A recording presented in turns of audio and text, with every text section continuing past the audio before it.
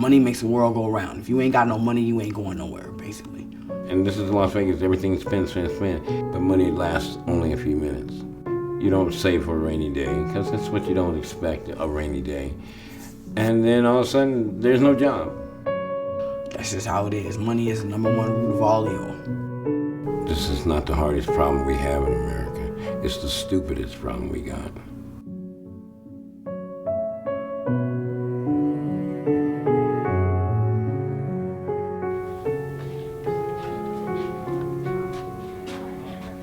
Well, I'm comfortable because I'm blessed.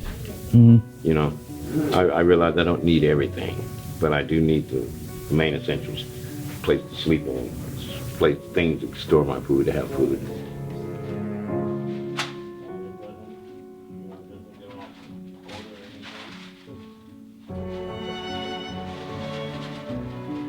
They don't like fire. We have to have a way to store food, so we store our food in our coolers or, inside our tent.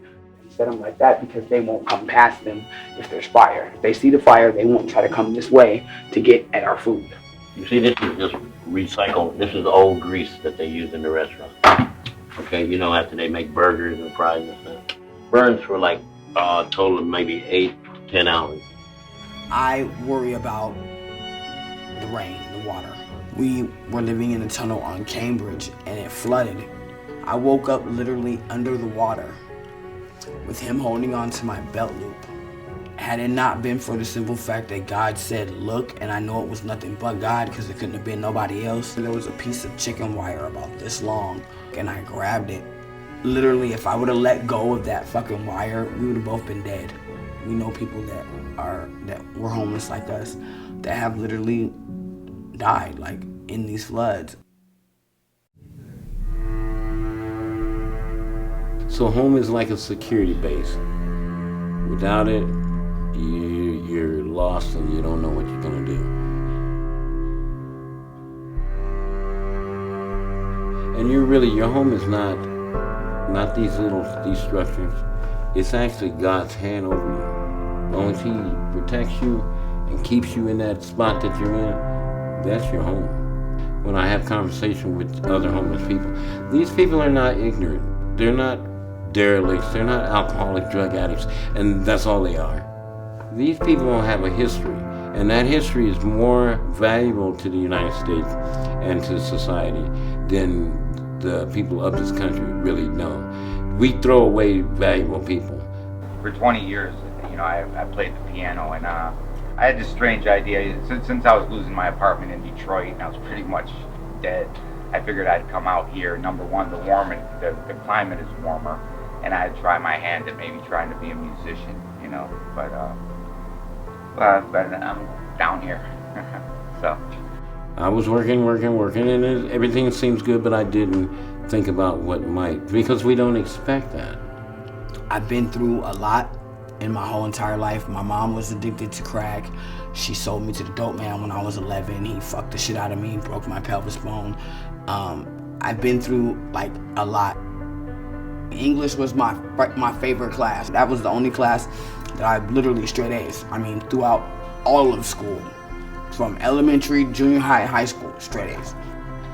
They had a poetry contest. First place was a fully paid 4-year tuition to Penn State, and I wrote a poem about God. They were like, Ivy Vaughn, first place, and I was like, are you serious? But it was a happy moment for me. It was probably the best moment in my life. What was your major? English. I could have guessed. English was my major.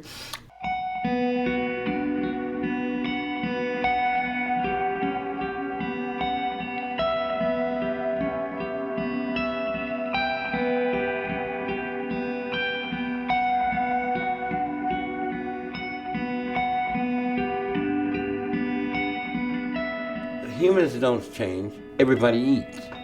Humans don't change, everybody sleeps. Humans are humans. I hope that people don't have to find themselves on the street, but I hope they have a little more fucking heart about what's on the street, because they don't know that tomorrow could be your pink slip. Tomorrow could be your last paycheck.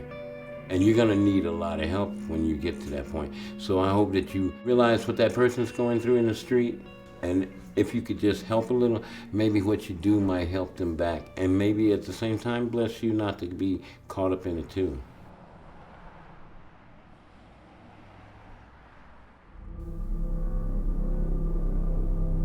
Ran into an old girlfriend, and she was like, hey, you still indulging in crack? I mean, I had tried it here and there once before, because like I said, my mom smoked it.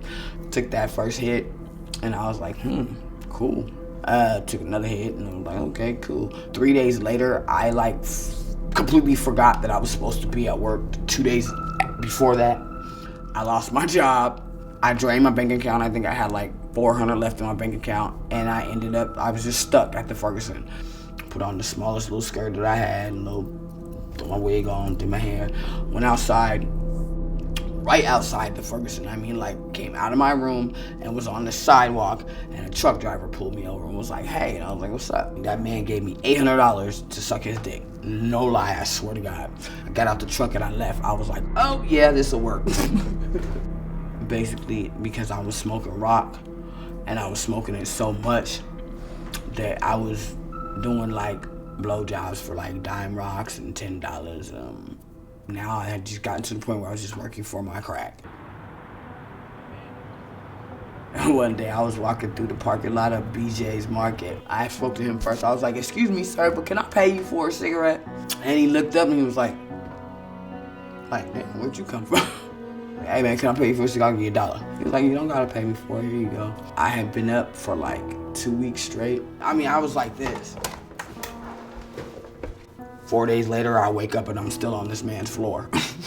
That's how I met him. And he actually is the one that saved my life. If we're going to make this work, you have to stop prostituting. You have to stop hoeing. And I just kind of looked at him like, are you serious? Really?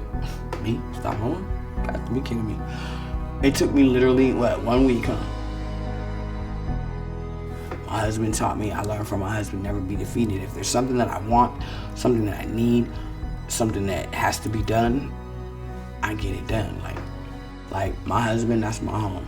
I mean, even though I don't have a house, even though I'm living under the tunnel, that's my home.